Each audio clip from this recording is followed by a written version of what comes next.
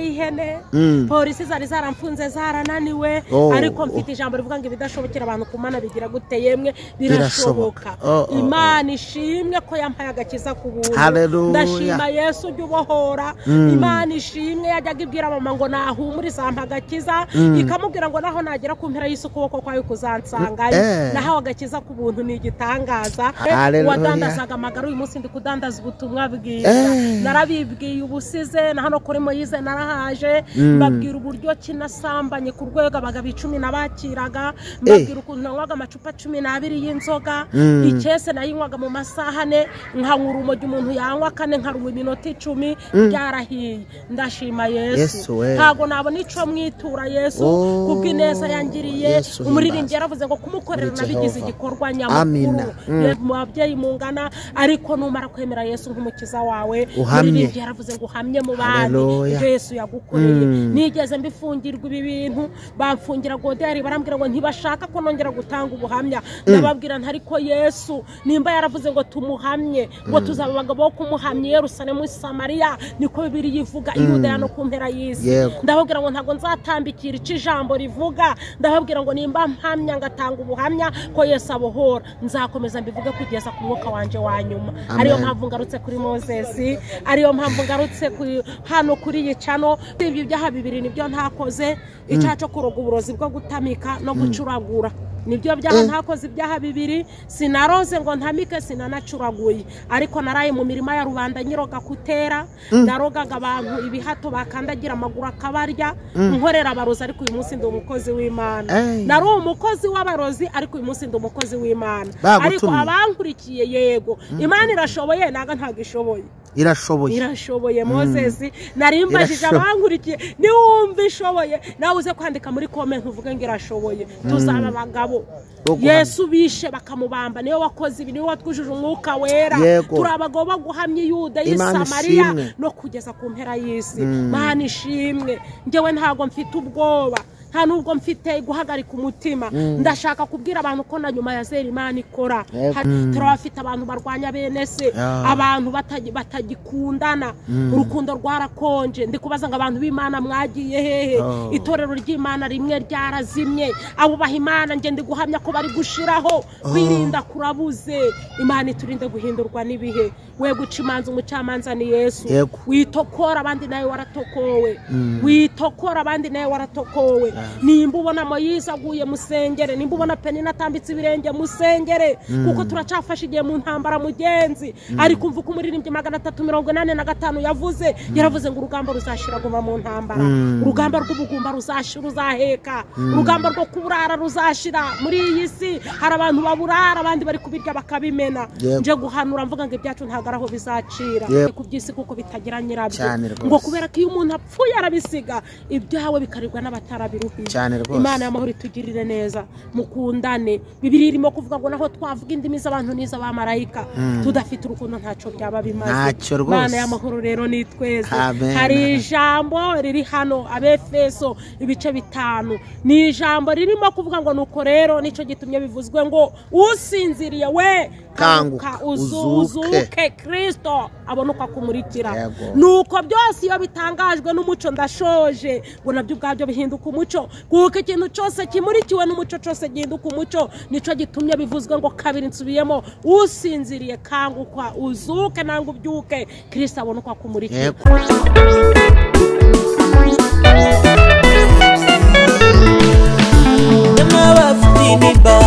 ibibazo bigoye cyo ngaho ni mukize dore umukiza araje nimwibuke munsi y'umurotemu isabira gupfa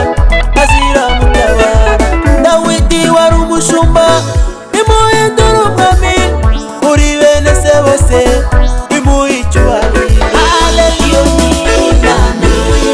ny'imbaraga dore iyo nyirubasha kanije gutabara iyo ny'imbaraga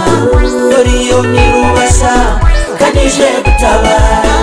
Yes, reka tubashimire abantu mwese mudahwema kubana natwe uko bukeye nuko bwije. Uyu ni umunsi mwiza dushima Imana kuko yabanye natwe abantu bo kuri Mos TV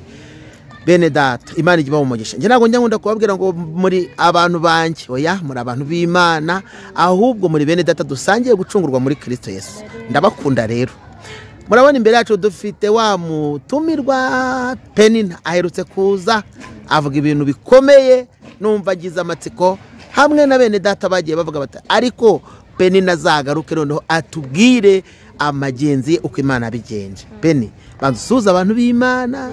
tuze no kubasengera Imana kuri amose ndabasuje mu izina rya Yesu Kristo w'i Nazareti amen amahoro y'Imana bane namwe amen Penina nyiramugisha nuko amose yarabivuze Imana iduha n'umugisha murakoze cyane Penina rwose murabona ko aranezerewe nk'umukobwa wa Kristo ubuhamya bwe mwese mwabunyishuje rero ubu rero ndamuzanye Penina ntago babyoroshye kumubona ntago babyoroshye abakenewe n'abantu benshi ariko kandi natwe twari tumukeneye Imana ishimwe reka rero nsenge Imana hanyuma twakire umukozi w'Imana nukuri kandi pe ndabona kumeze neza uriho ubwiza bw'Imana Imana ikomeze gusige kugire neza nahibona hari ikibazo bigenze neza igukenure njya mbwira abantu ngo Imana nitumenyere ibidukwiriye Imana ishimwe eka dushima Imana nziza turagushimiye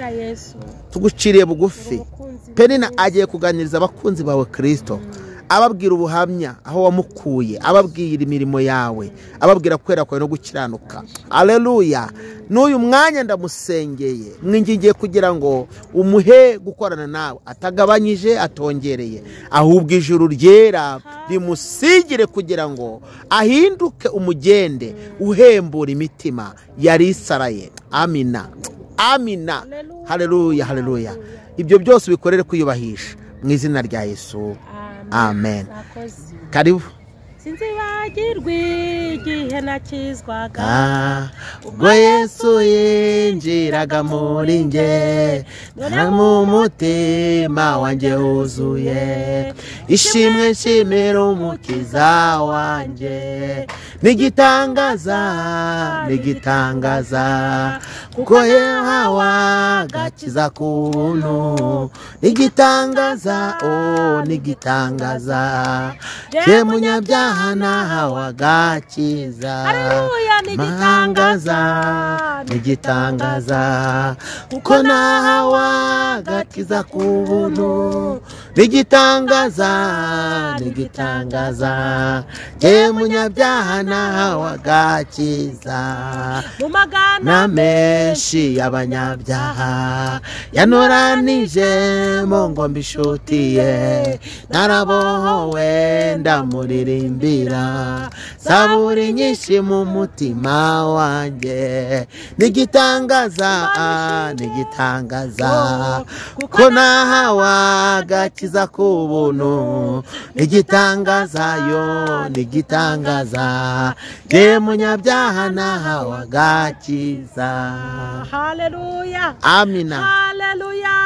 amen umuririmbyi uzunguka aravuga ngo nigitangaza amen kuko nahawe agakiza ku buntu nanjye nigitangaza agakiza sinakaguze nagahawe ku buntu ndashima umunyabyaha ko nahawe agakiza yuzuye umwuka aravuga ngo namanikiwe n'umwuka w'Imana yewe nubwo iki gitero tutakivuze ariko ngo anyuzuzamo urukundo runkwiye nuzuye impundu mu mutima wanje Yesu afatirisha imbaraga ziwe Imana ishimwe nigitangaza turashima Yesu bohora kuko nahawe Penina ngewe agakiza ku buntu Imana irashoboye yampaye agakiza Imana nishimwe koko Yesu yapfiriye ku musaraba nanjye umutima n'umubiri kugira ngo bikizwe aravuga ngo urukundo n'ubuntu bitangaje ngo byatumye Yesu yitangira Imana ishimwe haleluya yaranyitangiye Imana nishimwe ndashima Imana kwari yibohora ndashima Imana kari karabye umuntu ikamusiga ndashima Imana kigikura umuntu muri puberi haleluya Yesu ndagushimye bamwe rero bajya bambwira ngo nimbabwire impamvu z'ibyiringiro byanje abandi bakambwira ngo barashaka kumenya impamvu mvuga Yesu umwaka ugashira undi ukaza Yesu yarambohoye ibindemerera imitwaro y'ibyaha nayikuriweho na Yesu Imana ishimwe ndagushima ngewe nakoze ibyaha byose muzi bibaho ku isi bamwe barambwiye ngo ceceka twarabyumvise nibyo maze imyaka igiye gushika 8 kuri social media abandi ngo witaranga wikoze isoni mu bana no mu bantu kugira ngo mbwire abantu ngo Yesu ni uruhura Yesu ni umara inyota Sirasi yararirimbye nubwo uyu munsi nawe bitamumereye neza ariko yararirimbye aravuga ngo Yesu ni utanga amahoro amina ngo Yesu amara inyota haleluya amina Mana ishimwe unyumvise ko Yesu abohora Mana ishimwe unyumvishe ndi kuvuga ko Yesu tabara Imana ishimwe we unyumvishe ko ndi kuvuga kugira neza ku Imana Imana ni ishimwe narimba bwenge ibyaha byose bibaho ku isi narabikoze haleluya haleluya Imana irambohora Imana irankiza Imana inkuraho imbaraga zari zarambereye zarambaye himbata nararaga mu mirima nkaroga imirima ntiyerewe nageragaho bari guhura ibishimbo nkabikoramo nkabitonga amagambo nkabisubizamo wari kugosora imifuka 2 ukagosora ibiro bitarenze 20 nabyo byareze 24 umuririmbyi yaravuze ngo koko ingabo za Satani zirakomeye aravuga ngo tudafite umwami Yesu izo ngabo zaduhindura aravuga ngo ariko twebwe abakurikiye umucunguzi Imana nishimwe yaravuze ngo tumukurikire twizeye ubutwari Yesu ashimwe aravuga ngo ndaje nimukomere Yesu aravuga ngo mbese ko ndi kumwe namwe ninde wabashobora we wari ufite ubwoba tuza Yesu ari kumwe nawe ntacu umurozi yagutwara ayo maboko ashaka kugusumira Yesu afite ububasha bwo kuyafata akayafatira hejuru twigeze twumva inkuru y'umuntu wigeze atunga akaboko umuntu w'Imana ngo karanyunyuka undi ngo amutunze akaboko ngo agwinyo Yesu ashimwe cyane Imana ishimwe ku bwa Yerobowamu akaga gakomeye ndimo kubwira abantu nukwimura Imana nutayimuriza gukorera ibitangaza abantu bazatangara amina ariko yo ntizatangara kuko ari igitangaza ngusabye kutimura Imana komeza ubu umukristo udahindurwa n'ibihe wowe gusa ntacu umurozi azagutwara iyi minsi ibihe birahinduka n'abantu bagahinduka Imana ikurinde guhindurwa n'ibihe muririmbye yaravuze ngo abo Yesu arindishije amaboko ye yaravuze ngo nta mubisha ubasha kubageraho icamukarindishwa amaboko y'Imana yaravuze ngo nta maganya abasha guhagarika umutima urindwa n'umucunguzi Imana ishimwe wowe nkurikiye Uwiteka redo sansomeni wowe nkurikiye yaravuze ngo wiringira Imana kayiringira ntazabura amahoro menshi adashira yaravuze ngo ibyishimo byacu n'ibyago byacu akenshi biva mu kuboko k'umucunguzi Imana igibasha gukora cyane birenze ibyo twibwira Yesu ashimwe ndashima Imana yambohoye ndashima Imana yankuye hiyo ngoyi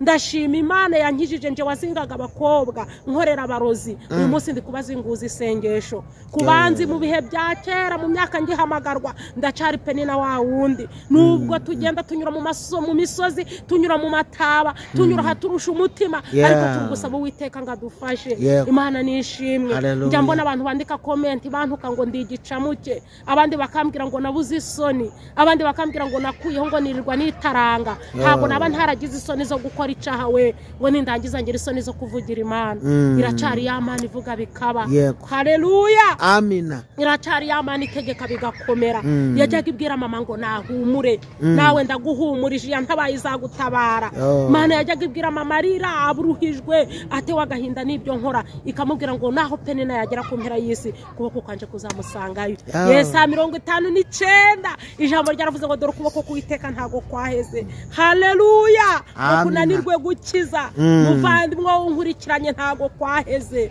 nugutwi kw'Imana ntikwapfuye ngo kunanirwe kumva ijambo ryaravuze ngo akenshi ibyaha byacu n'ibicumuro bijya bidutandukanya n'Imana bigatuma itwima amaso ngo kuko amaboko yacu yahindanijwe n'amaraso ushobora kwireba ukavuga uti se ko ntawe nateye icuma hari uburyo uhindana ugahindana mu buryo bw'umwuka ngakanwa kacu kavuze ibihwewe bituma itwima amaso ongera usubire ku rufatiro rw'intumwa n'abahanuzi ngiye gukiranuka kwanje ndagukomeje kandi ndi kuvuga ngo umuntu wese azamurika ibyo yakoze imbere y'Imana yo barandika aravuga ngo naho napfa nzapfa nyiringiye aravuga ngo nzapfa ntikoye kubinyangamugayo ariko abantu hahirwa ijambo riri kumbwira ngo abantu bafite mu mitima yabo inzira z'igisiyoni Bibiliya irambwira ngo bone banyura no mu gikombe cyitwa Baka ndi mu buhamya ariko mfashijwe n'ijambo ngo bazahindura ahantu h'amasoko Bibiliya ikabaza ngo mbese imfatiro zisenywe baroko umukiranutsi yakora iki